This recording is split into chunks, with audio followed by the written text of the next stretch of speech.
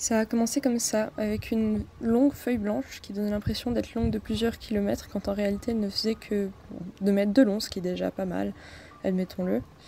Et je me tenais debout là et je me demandais dans quoi j'allais m'embarquer. J'avais la boule au ventre et je savais pas tellement par quoi commencer. Enfin, c'est pas tout à fait vrai, parce qu'en réalité, avant cette étape, il y en a eu quelques-unes. Il faut d'abord que je vous explique pourquoi est-ce que je me suis lancée dans ce fameux big projet dont je vous ai beaucoup parlé, surtout sur Instagram. Donc la raison pour laquelle je me suis lancée là-dedans, c'est parce que mes parents déménagent. Bon, c'est pas la première fois qu'ils déménagent, mais cette fois-ci, c'est quand même un peu plus loin. C'est-à-dire qu'ils partent de notre magnifique région qui est le Valais, en Suisse donc, jusqu'à les environs de Paris. Donc c'est un peu plus compliqué que ça, mais basiquement, ouais, ça fait plus de 600 km. Et moi, comme je pars pas avec eux, je me suis dit que j'avais quand même besoin de leur donner quelque chose de moi pour mettre chez eux, du coup, parce qu'il n'y a rien de moi chez eux. Et j'ai tout naturellement décidé de faire une aquarelle de 2 mètres de long. Je sais, ça fait un peu de raccourci, mais basiquement, oui, c'est ça. Et là, vous allez peut-être me demander, mais qu'est-ce que je vais faire sur ces 2 mètres de long de papier? Tout simplement, je vais faire un panorama. Et ce panorama, c'est pas n'importe lequel, c'est celui qu'on voit depuis le Mayen de mes parents. Alors pour ceux qui ne connaissent pas le vocabulaire suisse, le Mayen, en fait, c'est une espèce de petit chalet. Ça s'écrit M-A-Y-E-N, je vous le mets à l'écran. Et voilà, c'est un petit chalet, et puis mes parents en ont un. Et puis en face de ce chalet, il y a toute une chaîne de montagnes qui est très très belle. Et donc j'ai décidé de faire cette chaîne de montagnes en aquarelle, sur 2 mètres de long et 50 cm de large. Et donc à partir de là, il a fallu que j'aille prendre des photos de cette zone-là au Mayen, parce que je n'avais évidemment pas encore réussi à obtenir les clés de mes parents, et donc j'ai dû prendre des photos, toute une série de photos que je vous mets à l'écran, et puis aussi finalement me fournir du papier. Et là je fais un clin d'œil et je remercie mon ami Pierre de Saint-Léonard qui m'a très gentiment coupé 2 mètres de papier, parce que je sais pas si vous savez, mais c'est plutôt compliqué à trouver 2 mètres de papier juste comme ça. Donc en fait c'est lui qui m'a coupé du papier parce qu'il avait un rouleau de 10 mètres. Donc c'est un très bon papier, 300 grammes mètre carré. Après je sais plus toute la composition parce que j'ai pas la référence, mais voilà, c'est du très bon papier, et puis merci à lui. Donc voilà, plein de photos, du papier. Ensuite, il a fallu se fournir d'une planche de bois. Alors, je vous explique, une planche de bois, elle doit être plus large du coup que la feuille en elle-même, ce qui fait que la planche fait 2,50 m de long. Oui, ça fait beaucoup, 2,50 m. Donc niveau transport, tout simplement, on s'est retrouvé avec une paroi dans la Jeep de mon copain, qui nous séparait tous les deux, hein, de l'intérieur de la voiture. Et puis, il a fallu que je m'installe. Et là, vous allez me demander où est-ce que j'ai trouvé un endroit où je peux avoir une planche énorme de 2,50 m de long, et assez d'espace finalement pour travailler. Et ben, j'ai tout simplement un peu investi l'atelier du grand-père de mon copain, qui m'a très gentiment laissé envahir son espace de travail pour moi faire ma peinture. Voilà, donc merci beaucoup aussi à lui. Donc il y a plein de gens qui m'ont aidé finalement à faire ça, parce que c'est vrai que toute seule j'aurais un peu galéré dans un train avec une planche. Voilà, donc merci à tous les gens qui m'ont beaucoup aidé à faire ce projet. Ça fait maintenant un petit moment que vous voyez sur l'écran le projet évoluer en lui-même. Donc j'ai commencé par un crayonné basique, vraiment crayon HB le plus simple possible, avec une gomme, et puis voilà, j'ai construit tout le panorama.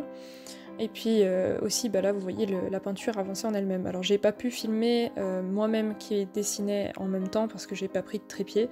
Donc vous voyez simplement le projet avancer à mesure que je faisais des pauses. Parce qu'à chaque fois que je faisais une pause, je prenais ma caméra et je filmais l'avancement. Et j'ai fait ça pratiquement tout du long de la peinture. Il y a juste eu ce moment où mon copain a pu me filmer en train de peindre, donc vous voyez la position que je tiens, c'est vraiment par-dessus la peinture. J'ai pas pu garder la position sur le trépied comme pour le crayonné, parce qu'avec l'aquarelle évidemment ça coule, c'est de l'eau l'aquarelle, et la gravité a un effet sur l'eau évidemment. Donc j'étais comme ça penchée au-dessus de ma peinture, ça m'a quand même bien bousillé le dos, je dois vous admettre, mais j'y suis parvenue. Et donc vous voyez que je prends ma référence sur mon téléphone, et puis je l'interprète comme je veux finalement sur le papier, je pousse les contrastes à fond, je mets beaucoup plus de vert, je m'amuse un peu avec les couleurs et les contrastes, et puis voilà. Alors à ce moment-là, vous pouvez voir que j'avais déjà avancé un petit peu, puis que ça avait un peu de la tronche quand même, c'est faut admettre, j'aimais bien le résultat, mais après j'ai vu qu'il me restait encore à faire littéralement 3 fois la même chose que ce que je venais de faire, et ça m'avait déjà pris tellement de temps et tellement d'énergie que je me demandais dans quoi je m'étais lancée, quoi. Pareil qu'au début, mais encore plus effrayant, parce que je voyais à quel point ça bouffait du temps, et j'avais peur de pas réussir à finir. Il a vraiment fallu que j'arrive presque au bout finalement de ce papier pour me dire ok, c'est bon, je vais y arriver, je vais le finir, ça va le faire. Et je dois vous dire que même le montage, j'ai l'impression que ça me prend des semaines, et en fait c'est un peu littéralement ça, ça me prend des semaines, et c'est vraiment un projet de longue haleine, et j'ai pas l'habitude du tout de faire des projets de longue haleine. D'habitude je fais vraiment mes trucs en 3-4 heures et c'est plié, bouclé et fini, et enfin 3-4 heures le projet, plus encore le montage, etc. Mais souvent ça me prend pas tant de temps que ça, alors que ben là c'était juste effrayant le temps que ça me prenait, et l'énergie aussi.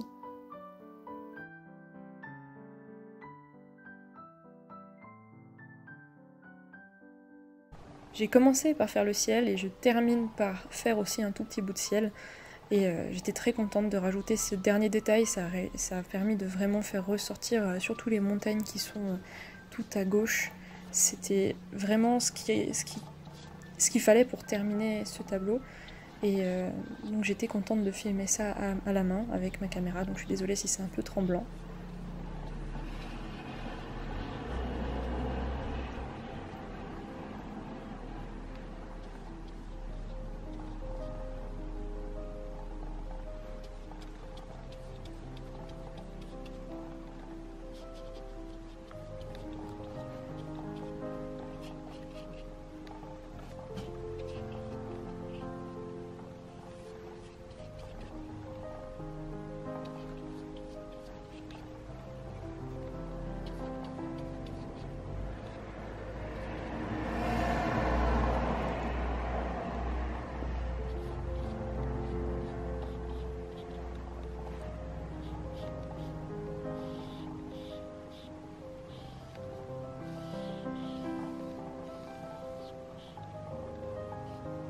Et voilà, le projet est fini. J'espère que ça vous plaît, en tout cas ça a plu à mes parents.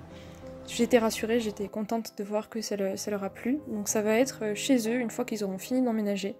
Je vous montrerai en photo, une fois que ce sera installé, le résultat final encadré. Normalement il sera encadré. Et donc cela sur Instagram ou sur YouTube, ou peut-être même les deux. Et voilà, je suis très contente de l'avoir fini. Donc là, il n'est pas encore détaché de sa planche à la fin de la vidéo, mais voilà, vous aurez une update sur comment il est quand il est encadré. Voilà, merci beaucoup d'avoir regardé cette vidéo jusqu'au bout. Si vous n'êtes pas déjà abonné et que vous souhaitez voir ce que je fais et être au courant, vous pouvez vous abonner, mettre la cloche, vous connaissez, hein, c'est ce qu'il faut faire sur YouTube. Hein. Et puis mettre un commentaire si vous souhaitez me dire quelque chose. Je réponds à tous les commentaires évidemment. Et puis voilà, un petit like aussi, ça fait plaisir. Merci beaucoup et puis à la prochaine.